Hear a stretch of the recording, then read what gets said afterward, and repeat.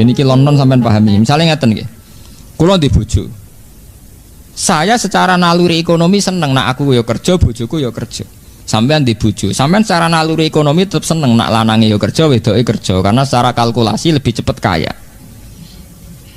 Tapi coba kalau sampean mulai pakai logika penyelamatan dari bahtera keluarga, dari pergunjingan, dari perselingkuhan. Misalnya bojo mayu, potongannya serodok kenes. Kowe kan mikir, daripada kerja dasar dibedani wong pertama beda tok sesuai tok dinti. Wes nak ngono tak kekang ra usah kerja. Terus motivasi kamu itu bukan karena otoriter, mentang-mentang wong lanang wong wedok mbok ndem ning omah, tapi krana nolak berzina. Lah kita harus bikin percontohan itu bahwa semua pelarangan kita itu lebih karena melawan perzinahan atau melawan perselingkuhan. Gampangane cara bahasa umum melawan kemafsadatan.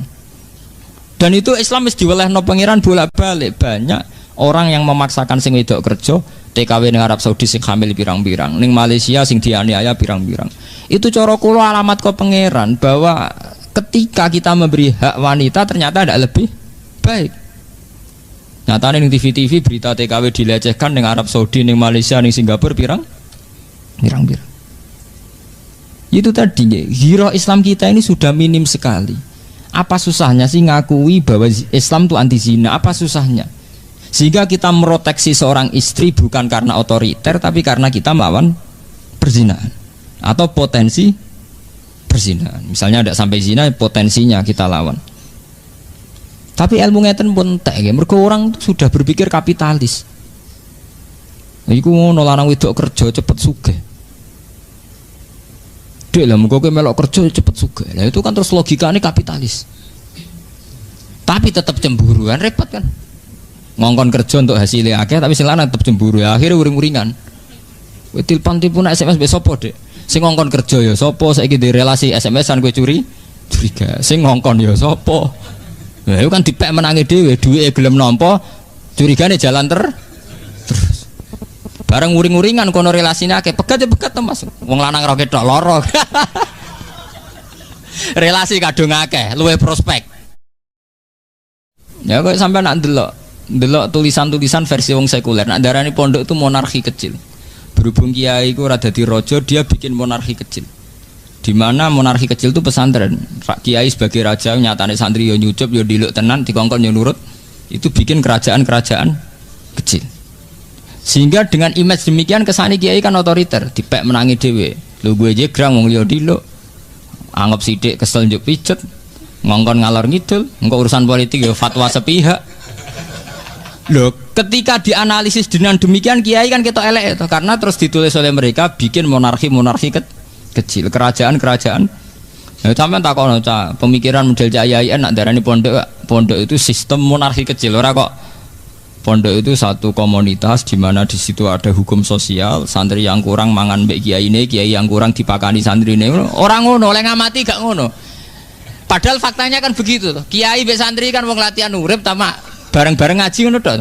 Kadang kiai ini radine beras dikei santrine, kadang santrine sing kere isane mangan dikei ya ini, kadang tepaan wae pilkada rada makmur kan tok. Itu kan sederhana begitu kan. Tapi oleh mereka ditulis kiai itu menerapkan sistem monarki kecil. Di mana seorang kiai jadi raja, santri jadi rakyat. Contohnya macam-macam, delalah ono sing pas. Makanya sistem yang ditiru juga sistem poligami karena raja-raja dulu istrinya juga banyak. Lagi ya banyak. Nah, itu kan wis digaduk-gaduk sebagian gaduk. Lenda itu kula namung cerita, innahu fakar wa qaddar, betapa pengaruhnya pemikiran. Piye supaya Islam ketok kacau. Mulane sampean aja kaget nek ana kiai-kiai ngalim sira gelem kaji ki aja kaget, ya aja melok-melok. Mungkin levelnya. Karena dalam sistem haji itu kan menguntungkan Arab Saudi. Yono sing cara berpikir untuk menunjukkan bahwa Islam itu murni. Mulane Rasulullah piyambak ora tau majibno kaji. Angger majibno kaji ditambahi manis tato ilai sabila sing mampu. Engko suwe-suwe dipahami. Lah kok enak kon kaji ning Mekah bin Muhammad Bati. Dan itu pernah terjadi. saat kiblat madhep teng Ka'bah niku komentar wong Yahudi nggih ngoten Muhammad itu pepe asli Mekah ya terus kiblat pindah ning Ka'bah mergo dekne asli Mekah sakjane Muhammad tuh ngerti nak kiblat tertua yang Palestina iku mergo bapake wong Palestina Ibrahim mestine ya madhep ning Baitus Sakhra ning Palestina.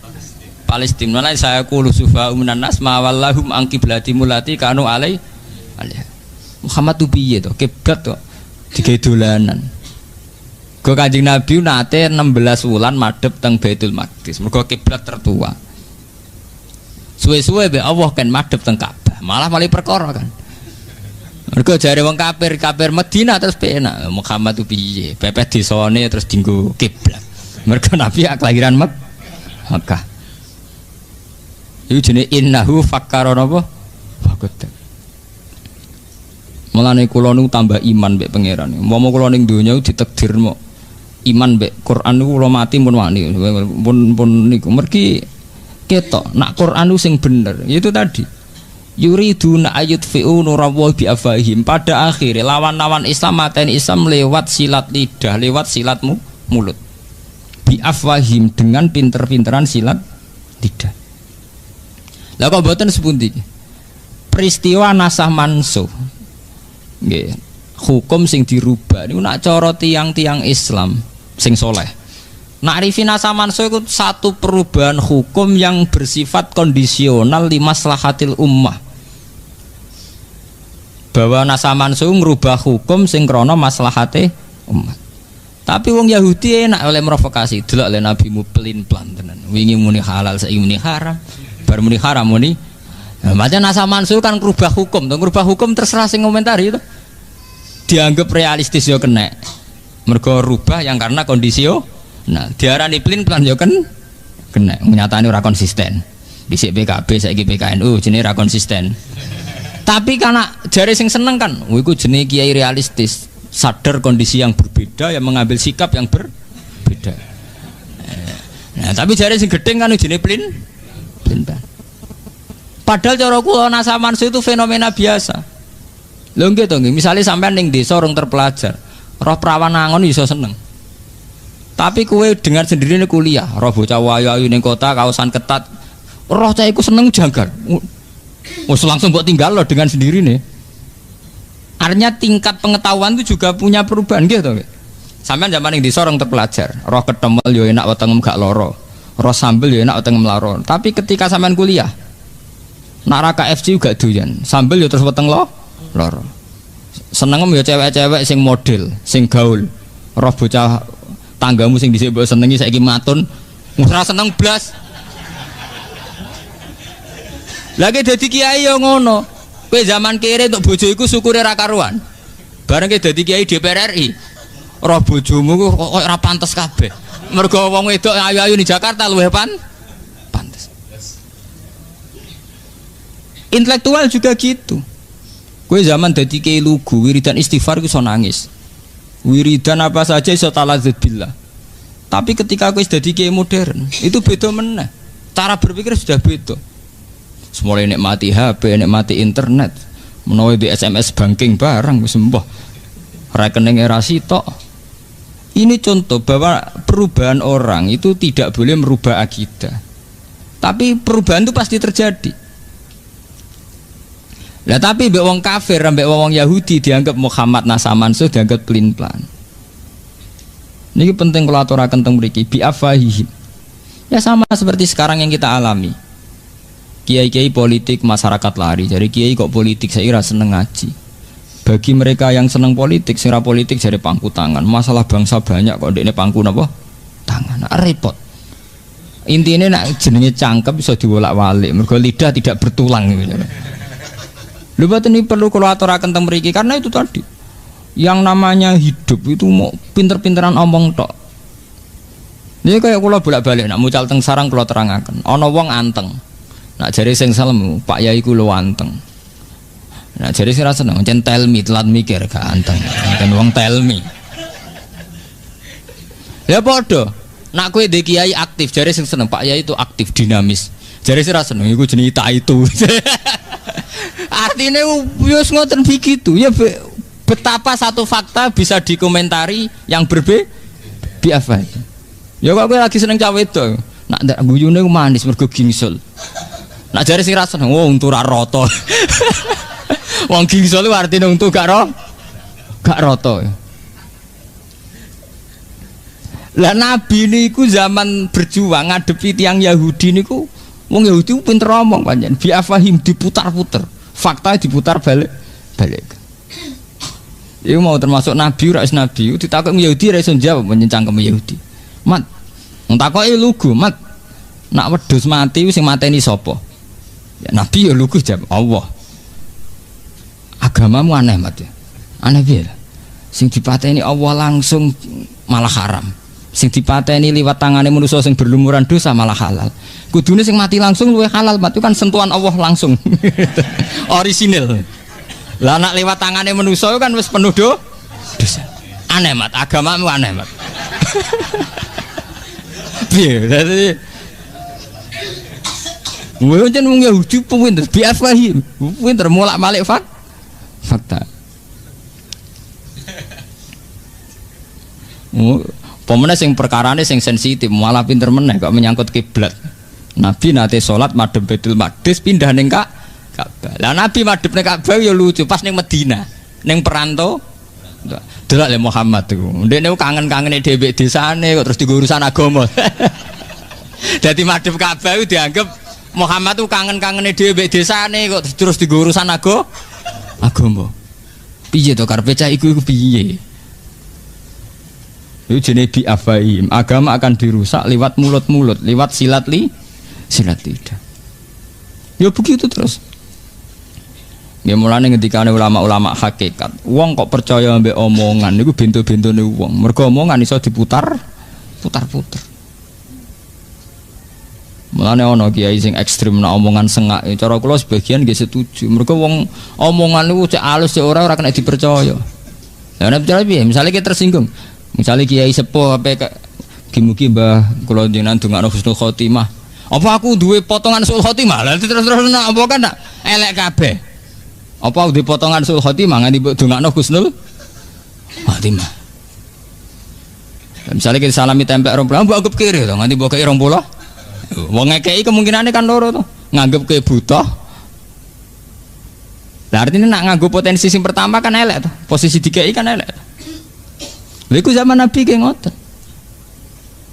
Sebab niku Quran bolak-balik cerita bahwa Islam yang membunuh Islam itu bukan perang senjata tapi bi'afwahi. Kula gada cerita yang menarik. Zaman A'agim poligami. Ya A'agim terkenal nih.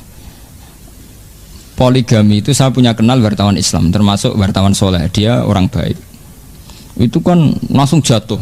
TV 5 ndak pakai semua. Biasanya bedino raine A'agim. Saya ini kan raine A'agiman.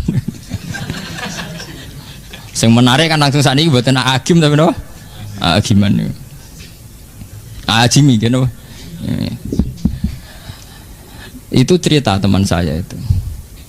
Saat media mengadili poligami, bahwa poligami itu sesuatu yang tidak benar, melahirkan ketidakadilan, bukti bahwa maniak seks dan sebagainya.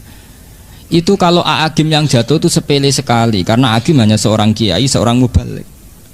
Tapi logika menjorokkan poligami itu yang rugi umat Islam, karena kebetulan Muhammad itu berpoligami. Kalau balik ini malah ini. Banyak penulisan tentang poligami kesannya menyudutkan A'agim. A'agim jatuh itu sepele sekali karena dia hanya seorang mubalek, seorang kiai. Tapi logika bahwa poligami benar-benar salah, ya, menyimpulkan bahwa poligami benar-benar yang jorok, itu sudah merugikan Islam karena Rasulullah melakukan poligami. Itu yang kita rugi. Segampangan itu mau pinter-pinteran permainan untuk menyudutkan Islam, tapi gak ketara kesana yang diadili poligami. Sebetulnya yang tertulis di situ adalah logika-logika betapa salahnya poligami. Artinya secara umum di situ akhirnya tertulis di berbagai media massa betapa salahnya logika poligami. Sementara Nabi semua poligami, Nabi Ibrahim ya poligami, Nabi Muhammad poligami. Ya bi'afahim, poligami tidak dianggap nulung wong wedok tapi dianggap bukti hiperseks, seks yang berlebih. Padahal zaman Nabi sampean tahu sendiri banyak perempuan sing lanang mati demi Rasulullah. Dan banyak yang dinikahi Nabi umurnya 54, 54. Kalau krono seks lah apa rabi wong tuwek-tuwek ya. Ya memang ada di antara sing ayu paling Zainab, Aisyah kena dihitung liyane tuwek-tuwek. Wong Sauda terkena wireng bunder tuwa. Wong sampai ketika ana ayat hijab turun niku Sayyidina Umar ngenyek. Kowe iku ora usah nganggo hijab. Selain ora ana wong menarik kowe nganggo hijab lah tetep ketara nak innaki la Sauda. Tetep ketara kena Sauda. Kok bundere wis ketara. Umar iku sing sahabat wae wani ngenyek mbek Sauda. Sauda iku ana ayat hijab nganggo hijab. Wong wis gak menarik bunder tuwek glundung. Dinyek mbek Umar, kowe ora usah nganggo hijab. Kowe nganggo hijab lah tetep kewenangan nak kowe Sauda. Mergo postur tubuh. Lah umpama Nabi poligami krana seks lha apa poligami Sauda bareng. Lah anak hakim mak bener, iku mantan pragawati jeneng ayu, iku normal iku cek bener banget. Ya hakim ya sadar nasa mansul, paling dekne pikirane kan. Pulau terkenal duwe akeh, bojo rapati ayu kan rugi dekne. Apa artinya terkenal gak menikmati hidup? Ya kan sah saja. Ya kan normal itu. Sing ra normal kan sira payu rabi ini. Tapi sing jelas ya, permainan media sampean harus tahu itu tadi. Kata teman saya itu mengingatkan saya, sebetulnya gini Pak Bah, saat hakim yang jatuh karena poligami itu tidak masalah. Ya hanya seorang hakim. Ya, hanya seorang hakim. Tapi kemudian logika poligami begitu salah, logikanya begitu jorok, begitu tidak manusiawi. Itu yang kita rugi karena kebetulan Rasulullah berpoligami. Sebab itu terus rame tulisan yang bela poligami lah. Repotnya sing bela pancen duwe karep poligami ya. Itu kan padha repote kan. Nak cara kula pribadinya itu tadi bahwa Rasulullah sebagai nabi itu memang mulai dulu disoal. Mulai kenabiannya sampai punya rivalitas sampai saiki ana Musaddiq, ana Liyaminuddin kabeh ya rival-rivali nabi untuk ketemu Jibril. Liyaminuddin, Musaddiq kabeh. Itu normal sekali normal sekali. Artinya seorang nabi pasti punya musuh. Wa kadzalika ja'alna likulli nabiyyin aduwwan minal mujrimin, kata Allah, setiap nabi pasti saya bikinkan musuh. Tapi masalahnya musuh paling fatal kata Rasulullah itu nak sing salah faham wong Islam dhewe ya umate dhewe. Mulane kanjeng Nabi anggere ana wong Islam sing salah iku duka. Kowe kepengin kaya kaum Nabi Musa. Kowe kepengin kaya kaum Bani Israel. Nabi Bani Israel musuhe ora wong sing kafir, tapi musuhe umate dhewe. Iku kakean penjaluan. Lah Nabi Muhammad itu ngadepi umatnya nggih pun kathah sing ngoten. Jadi sekarang banyak yang menyayangkan hukum Islam. Misalnya ada hukum pancung menyesal. Dalam hukum modern tidak usah pancung. Hukum qisas disesali. Sekarang dalam hukum modern nggak mengenal hukuman mati. Potong tangan disesali. Hampir semua tatanan hukum Islam disesali. Saiki seengkek sawangane nyesali potong tangan, nyesali hukum kisos, nyesali hukum pancung. Engko nang era putune kita nyesali kok zina haram sih. Kok sesuai nang disesali malah Islam piye to ono zina barang haram, barang enak kok diharam. Lho nggih awal dari menyesali aturan Islam suwe-suwe kok delodok sing disesali hukume. Saiki kan nek sing disesali itu tadi kayak gerakan feminisme. Ini kalau cerita intelek ya. Di Jogja itu di kota-kota besar itu semua mahasiswa itu termasuk untuk studi gratis itu kalau studi tentang gender, tentang kesamaan gender bahwa hak wanita sama persis dengan hak lelaki. Karena kebetulan lagi Islam memposisikan lelaki 1 derajat di atas perempuan. Sekarang hak gender kuat. Kula jek eling cilik kula iku lurah wedok iku kiai protes kabeh. Saiki meneh dek lurah, cek bupati, cek presiden ora ana kiai pro. Bahkan suhune kiai tahu duet sampai Megawati. Dan itu ndak janggal. Padahal sampean eling to, ge cilik sampean eling to. Ini takono Mbah Sakur sing sebut. Riyen lurah wedok kiai setuju mboten, Mbah? Mboten. Saniki mulai bupati sampai presiden sampai karena apa? Isu yang digulirkan mereka kesamaan gender, gerakan feminisme itu kuat sekali. Kuat sekali gerakan yang mensejajarkan wanita dengan lelaki. Kuat sekali. Sehingga umat Islam sudah teracuni pikirannya, tidak masalah presiden lelaki atau perempuan, tidak masalah bupati lelaki atau perempuan, tidak masalah. Lah suwe-suwe ya nuntut kalau lelaki boleh poligami kenapa perempuan tidak? Saiki pertanyaan ini seminar-seminar. Yang butuh variasi seks kan tidak hanya lelaki, perempuan juga bu. Terus-terusnya dulu atau kabeh kan? Suwe-suwe sedang dikaji kemungkinan istri atau nopo perempuan punya hak talak. Hak talak kok lelaki tok, gak adil. Nak sing lanang ra karep iso megat, nak sing wedok ra doyan sing lanang kok ora iso megat. Mulane kula pribadi, kula nak sering tahajud mbek pangeran, sing marai kekacauan ini termasuk para kiai, kita sendiri. Yaitu tidak bikin percontohan Islam yang baik. Kita hanya berpegang sama hukum fikih. Kula wani sowan pangeran ketemu ngeten wani. Saya bersumpah berani ketemu Tuhan begini saya berani. Artinya ngeten lho nggih. Cara hukum fikih, rungokno niki. Cara hukum fikih, hak talak memang hanya pada suami. Ar-rijalu qawwamun 'alan nisa. Hak talak juga diberikan hanya pada suami. Tapi kita ini masalah protes. Kalau tak cerita, ini cerita ilmu intelek ya. Cerita ilmiah. Awal daripada tolak, piye wae iku ada ketidakpuasan baik suami pada istri atau istri pada suami. Sehingga andekan keluarga itu mawaddah warahmah itu tidak terjadi tolak. Sebab itu Nabi ngendikan abghadul halal ilawah at-tolak. Tolak itu halal tapi abghadul sesuatu yang sangat dibenci Allah adalah tolak. Jadi halal tapi dibenci Allah. Karena tolak itu masalah sensitif. Nah, sampai naruh rasanya di anak wedok sing lanang gak kebenaran. Kira bingung. Ndak hanya orang sekuler. Kiai-kiai lan ada anak wedok sing lanang gak kebenaran ya bingung. Wong sing anake ra iso megat. Nuruti tetep bojone lara kabeh. Yang menyesali ini tidak hanya wong Jawa, wong Islam lah nak tepaan be kasus nggih menyesali. Saya berkali-kali bilang di seminar, tidak hanya kamu yang protes itu. Andaikan saya punya anak putri dan dikawin sama orang yang tidak kebenaran, saya juga akan ingin talak. Cuma saya tidak akan mengatakan bahwa Islam tidak adil. Gini wow lewat cara hulu bahwa perempuan boleh mengajukan talak, cara Jawa lewat rafa. Tapi gini ku bolak-balik. Kiai-kiai kampung, kiai-kiai yang lugu itu ikut andil dalam memperparah keadaan. Kita tidak mempopulerkan hukum Islam yang lain di luar tolak. Sebetulnya harus kita populerkan bahwa dalam Islam tidak hanya tolak, ada khulu, ada fidah, ada rafa. Cara Jawa napa? Andekan hukum tolak sepopuler hukum khulu, juga sepopuler hukum rafa, mungkin mereka tidak janggal. Karena kelihatan kalau perempuan juga punya hak. Wes gitu kita tidak bikin percontohan yang baik. Misalnya begini, yang namanya poligami di dunia kiai pun rata-rata faktor nafsu. Ya artinya bojone elek rabi wong ayu, bojone ngecewakno rabi sing luwih menah. Sehingga ya terjadi stigma bahwa poligami ya mesti unsure seks. Ya akhirnya korbannya uang, terus bayangnya zaman Nabi unsurnya juga seks. Makanya kalau setuju model konsep Quran di luar aturan hukum itu ana laqad kana lakum fi Rasulillah uswatun hasanah. Rasulullah poligami tapi beliau membuktikan adil.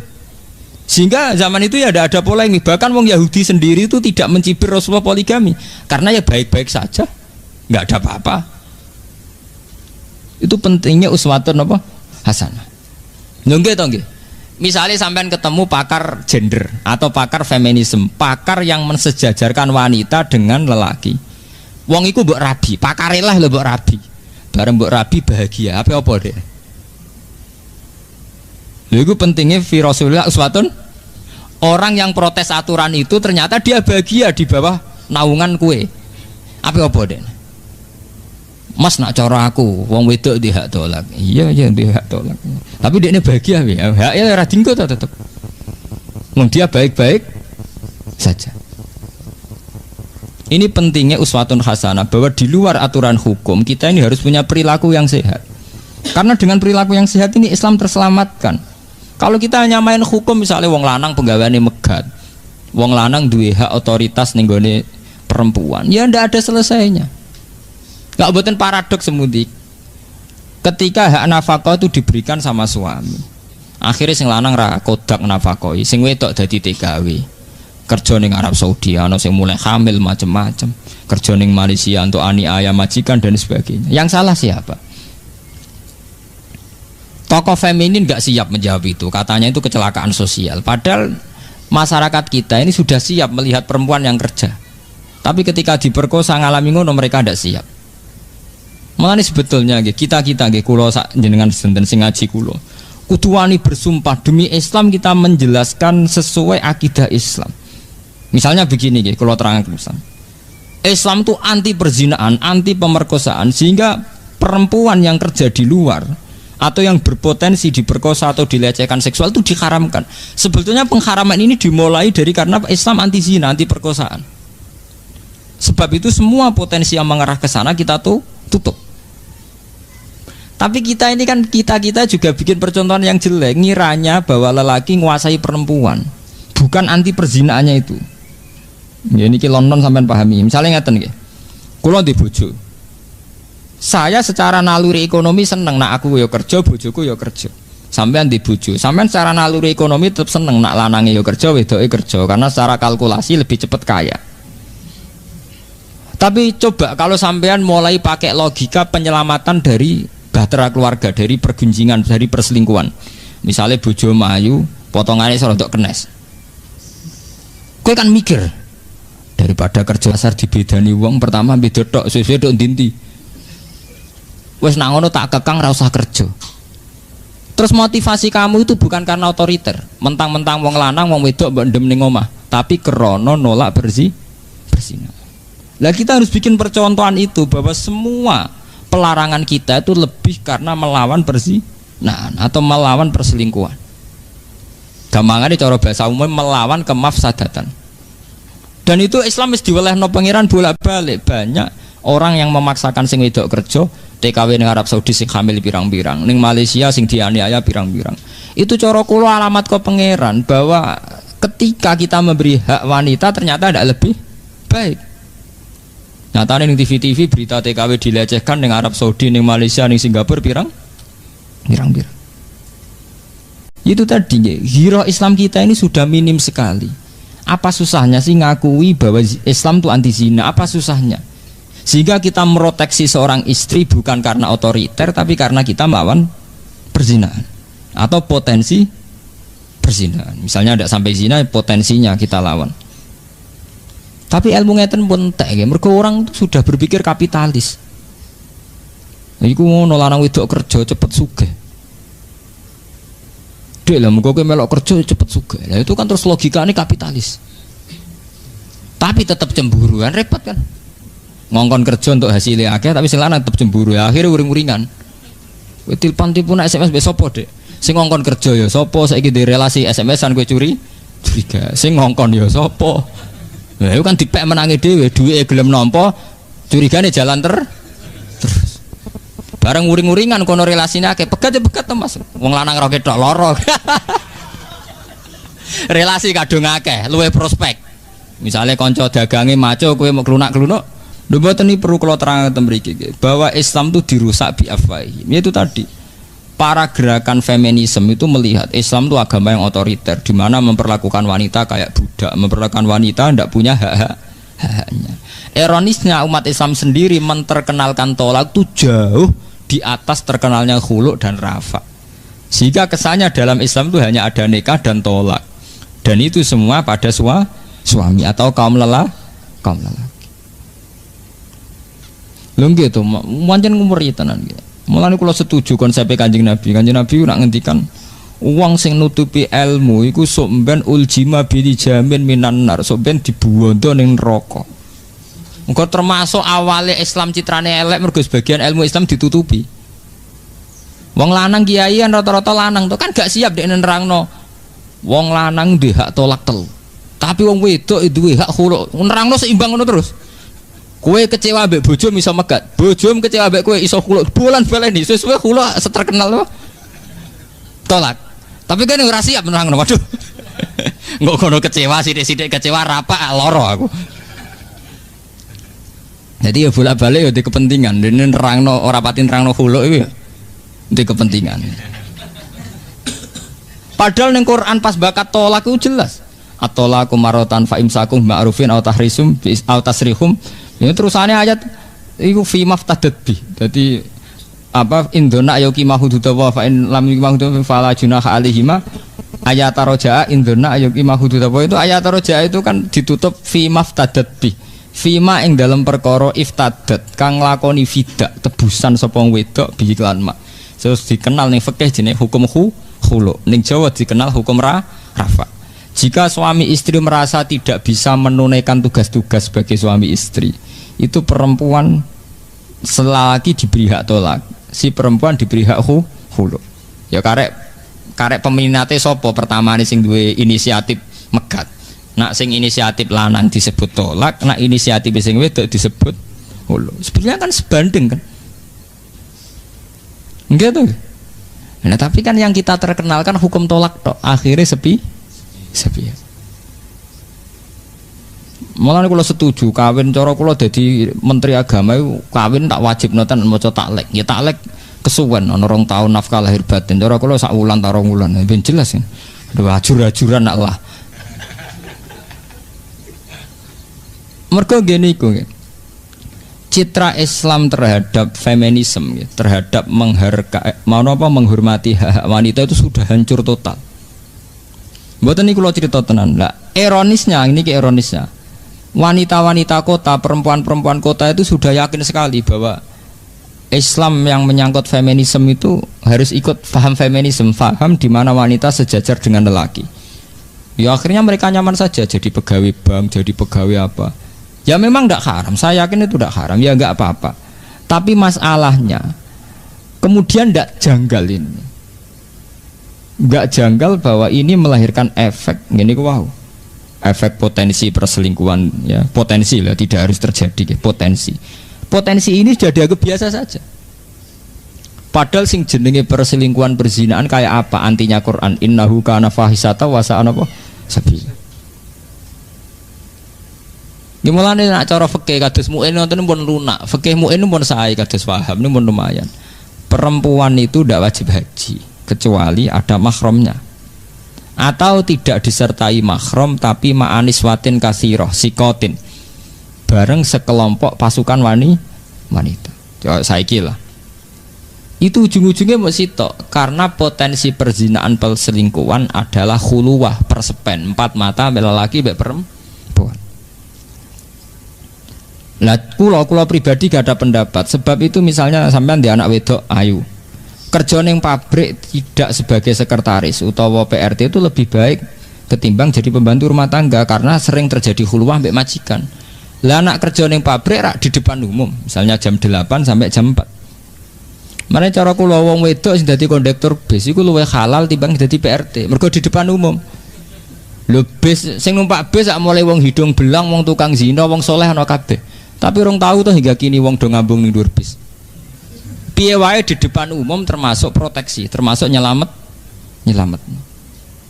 Lho nggih to, kemungkinan perselingkuhan di depan umum kan kecil, kecuali sebenarnya ana ira edan wis ora ana wong koyo wedhus kabeh. Tapi kalau di khuluwah 4 mata itu jare Kanjeng Nabi ora ana wong wedok kumpul wong lanang wong loro illa seton salisuhuma kecuali ketiganya napa setan. Iku wong saleh wis rubah. Wong gambarane itu seperti yang digambar Al-Qur'an yang Nabi Yusuf walaqad hammat bihi wa hamman apa? Biya jenenge sak omah. Pertama ya gak menarik suwe-suwe anane iku kan. Sampai istilah walaqad hammat bihi ya mergo sak omah. Hal yang tidak terjadi pada orang fasik sekalipun kalau di depan lalu kula nu sering gadah saran harusnya kayak Muhammadiyah, NU semua ormas Islam menyarankan kalaupun wanita terpaksa kerja itu disarankan di tempat-tempat umum misalnya di pabrik. Nah, tapi wong Jawa malah nganggep kondektur bis iku app. Misalnya cawe itu dadi kernet itu app. Nah cara kula lumayan iku timbang dadi ya sekretaris pribadi utawa apa luwih riskan kan. Potensi riskannya parah mana? Monggo. Paham nggih? Di saniki mulai tinggi nggih hukum meniki kula peringataken aturan-aturan Islam bahwa perempuan harus keluar sama mahram atau ma'aniswatin sikotin atau bareng kelompok napa perempuan. Maksud kula ngeten nggih. Selama ini ilmu-ilmu begitu itu kita anggap rutinitas, kita ngaji mu'in tahu ilmu itu, ngaji wahab ilmu. Sebetulnya ini ilmu proteksi, ilmu untuk menjaga diri kehormatan perempuan. Karena secara faktual orang-orang yang di bis di terminal asal pas rame-rame nyatanya tidak ada perkosaan, tidak ada perselingkuhan.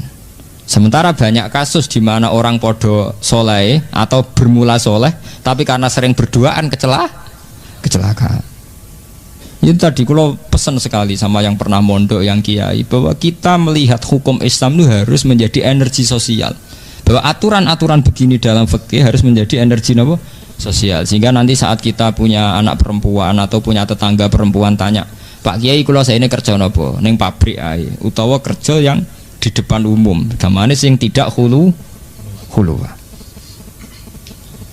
Ya, tapi kita kan tidak. Kita tidak bikin percontohan Islam yang baik. Yang tahu-tahu disudutkan bahwa Islam itu mengekang perempuan sehingga perempuan tidak punya hak aktivitas. Ya ini kalau baleni malih. Makanya musuh-musuh Islam itu selalu innahu fakkara wa qaddar fakutilake fakot dar yuriduna ayutfi'u nurallahi bi afwahihim. Mereka ingin sekali membunuh Islam lewat silat lidah. Terus lewat ngaji niki mugi-mugi kita akan lebih baik ya. Terima kasih sudah menonton. Jangan lupa subscribe ya.